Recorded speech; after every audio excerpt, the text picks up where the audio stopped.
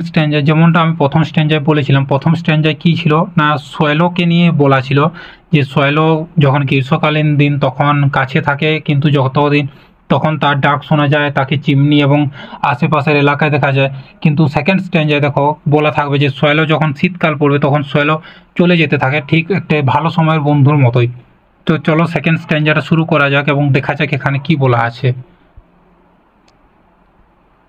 Come there, but one cold wintry day, away will fly our guest swallow, and much like him we find the way which many gay young friends will follow.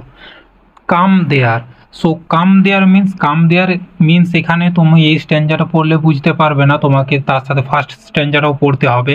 তো এখানে কাম দেয়ার বলতে ফার্স্টের যে স্ট্যাঞ্জাটা সেখানে যে বলা আছে যে গ্রীষ্মকালীন দিনে সোয়েলো আসে, তো এইটা ওইটারই কন্টিনিউয়েশন যেটা এখানে কাম দেয়ারের সাথে শুরু করা আছে। But one cold wintry day, কিন্তু শীতকালীন একটি শীতল দিনে, away will fly, the swallow will fly away.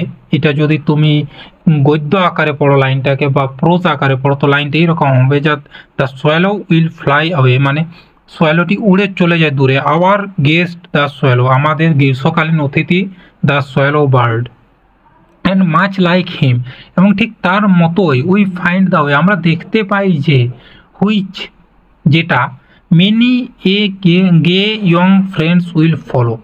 So gay young friends মানে দেখো আমি নিচে ওয়ার্ড নোটে লিখেছি গে ইয়ং ফ্রেন্ডস মানে, যদিও বর্তমান দিনে তোমরা এটার সাথে নাও রিলেট করতে পারো, কারণ বর্তমান দিনে গে মিনিংটা পুরোপুরি ডিফারেন্ট কনটেক্সটে ইউজ হয়, কিন্তু এনসেন্ট যে ইংলিশ বা আর্কেইক ইংলিশে গে অর্থাৎ ছিল হ্যাপিয়ার বা জয়ফুল। সো গে ইয়ং ফ্রেন্ডস মানে হচ্ছে ফ্রেন্ডস অফ গুড ডেজ বা ভালো দিনের বন্ধু বা তোমার ভালো সময়ের বন্ধু। তো সোয়েলোর বিহেভিয়ার কিছুটা ওই সব লোকেদের মতোই যারা ভালো সময়ে আমাদের সাথে বন্ধুত্ব করে। তো এই চারটে স্ট্যাঞ্জাতে এই ছিল মেন টপিক বা এটাই বলা ছিল, যেটার ইংলিশ মিনিং বা ইংলিশে যে সামারি সেটা দেখো আমি নিচে লিখে রেখেছি।